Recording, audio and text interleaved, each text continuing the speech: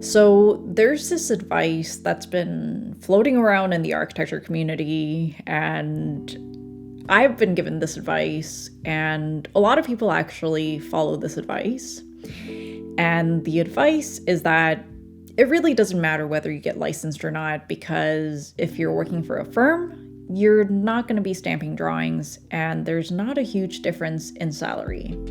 And in fact, there's a lot of architects, a lot of great architects who are not licensed. And it's a fair argument because the path to licensure is long and expensive, and once you get licensed, you have to pay thousands of dollars in yearly fees. All of a sudden, you have all this legal responsibility and you get sued. And here in BC, we have what you call the green sheet, which is like an email newsletter that calls out and publicly humiliates architects who've done some professional misconduct. So today, I want to clear the air and answer the question, is it really worth it to get your architectural license? So first, I want to talk about the difference between a licensed architect and an unlicensed designer. And then I want to talk about the pros and cons of getting licensed, and of course, my personal opinion about it.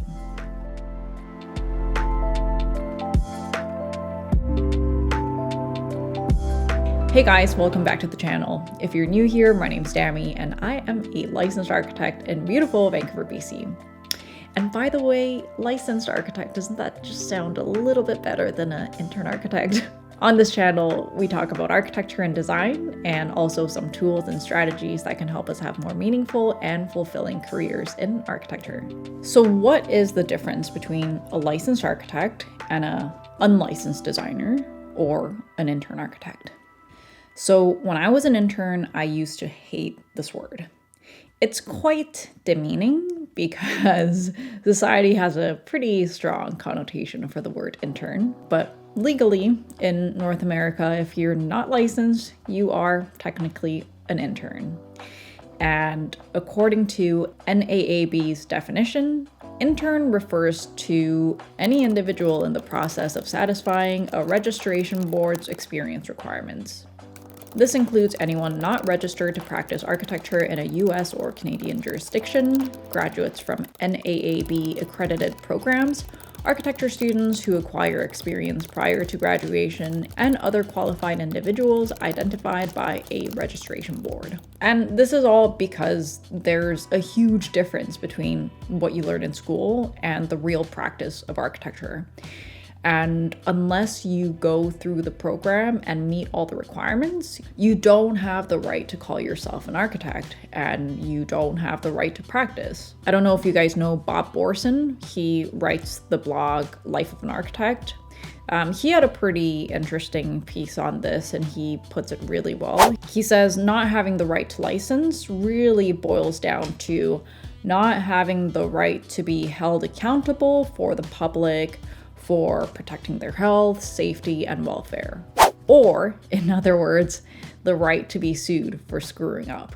Like I said, I really used to hate the word intern, but actually after going through the process myself, I realized that because there are so many things that we do that have to do with the well-being of the public, that if you can't be held responsible for it, then you should not be allowed to call yourself an architect. I'm sorry, interns. I still support you. In the US, the AIA supports the use of the term architectural associate and design professional instead of intern. But legally, well, it really depends on your jurisdiction in your state.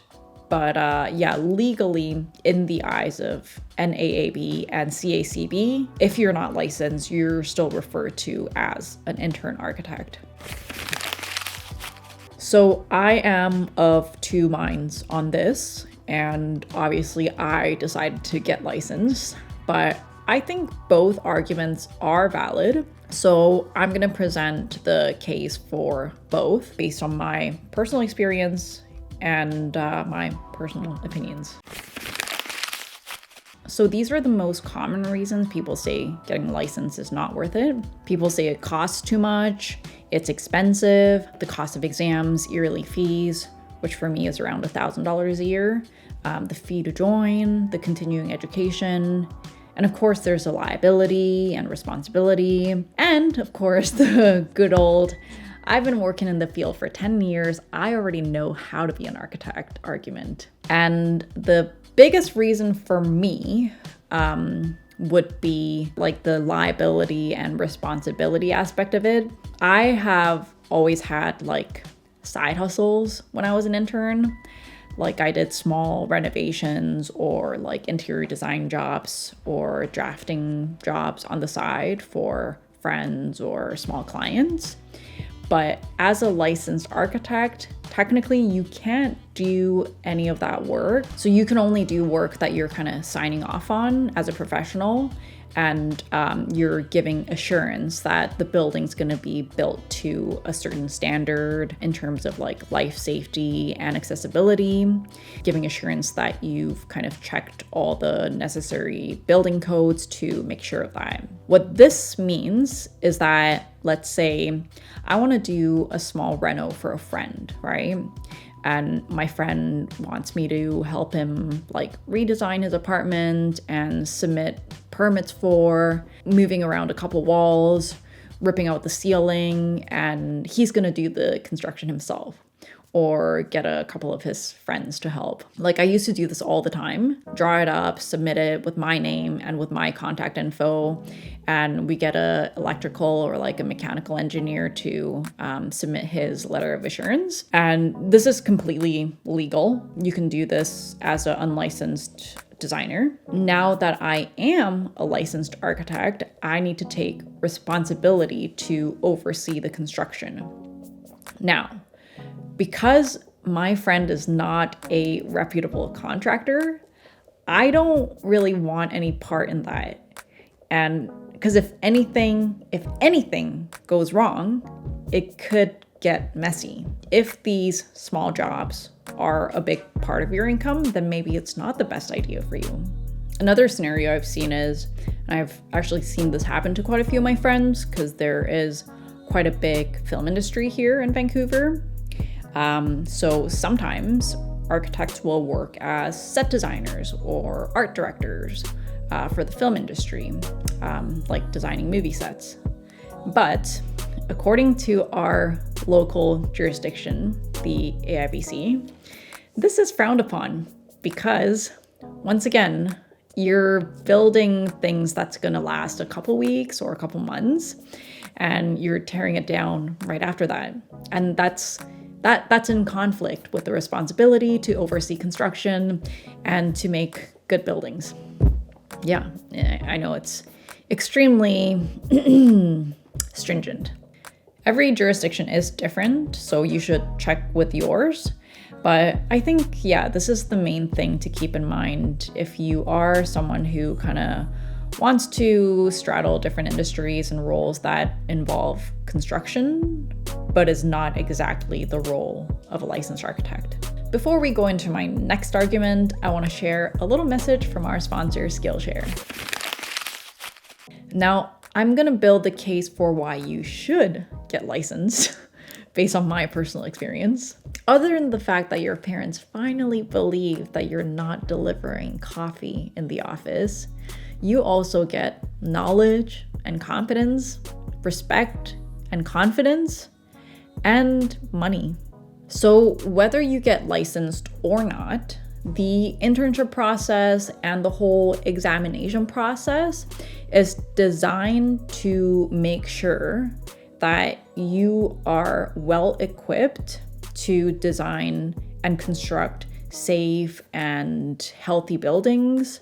It's designed to make sure you have the ability to manage projects and coordinate with your consultants. And it ensures that you also understand all the legal responsibilities of an architect. And I think there is a real difference between learning through experience and actually sitting down and studying for it. Although learning through experience is equally important, it's very different. When I started working I felt very overwhelmed with all of the amount of things that I didn't know.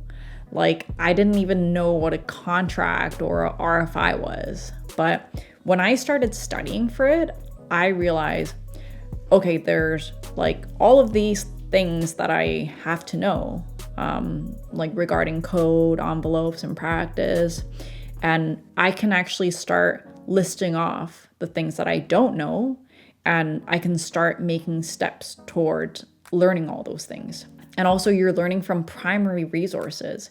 You're not going to your coworkers who might have taken the exam like 5 years ago. And the information, first of all, changes every single year. So it could not be accurate, and maybe they don't remember properly. So yeah, that's another important thing. And you're also condensing that learning time, as opposed to if you were to just rely on learning through your coworkers or through your projects. You'll kind of have to wait. You'll have to wait for the project to be in a certain stage for you to gain experience in that. But when you're studying for it, you don't really have to. If you're curious about the actual requirements that you have to get through to become licensed, I have a video on that, and I'll leave it right here. And number 2 is respect. It is true. The outside world is cruel to interns. And the world will definitely give you more credit than when you're an intern. But more importantly for me, I gained more self-respect for myself, because after going through the licensure process, I might not have had all of the years of experience, but at least I know what I don't know. And I know what I have to watch out for, and I know exactly where to go to look for that information. And so with that knowledge on my side, I felt more confident, and like slowly, I started feeling less like an imposter, which is good. Last but not least, money. The source of all happiness. Just kidding, guys. Meaning and enjoyment in your work is definitely more important than anything else. But getting my license has helped me get a 1.4 times increase in my salary. This was the offer from 2 different firms, so I know that this is not an anomaly. And I'm not stamping drawings at this firm, but from the point of view of a firm owner, if you see that someone's a licensed architect, even if they only have like 3 or 4 years of experience, they know that they've gone through the process from starting and finishing a construction project. They know that they've studied and finished all of the exams. Naturally, they become more valuable to the firm. I think you can work in architecture for 10 years and still not learn all the things that you need to know to become an architect. Because when you're in a firm, it's not profitable for them to put you on things that you don't know. It's much more efficient for you to continue doing what you're good at, so the firm doesn't have to spend time, which is money, on teaching you new things. So that is the reason why, just because you have tons of years of experience, you cannot be considered an architect. So after listening to this, what do you think? Do you think it's worth getting your license? Let me know in the comments below. I'm really curious to see what you think. Thanks for watching.